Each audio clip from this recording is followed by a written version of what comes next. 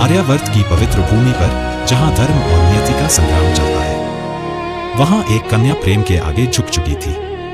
आंखों में अश्रु पर स्वर में अडिग संकल्प देवयानी ने गुरुपिता के चरणों में प्रणाम किया।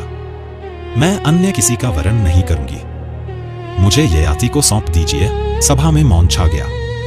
यज्ञ की अग्नि लहराई, मानो स्वयं देवता साक्षी हो। दैत्य गुरु शुक्राचार्य ने गंभीर स्वर में कहा, प्रेम धर्म की प्रतीक्षा नहीं करता और कच्छ के शाप के कारण तुम्हारा स्ववर्ण में विवाह संभव नहीं।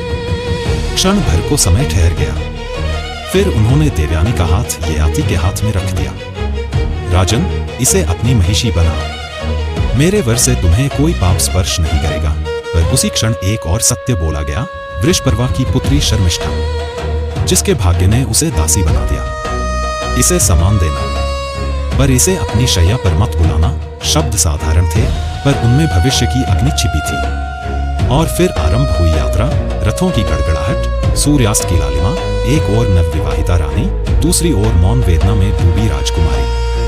राजधानी के द्वार खुले, शंखनाद गूंजा। देवयानी बनी महिषी।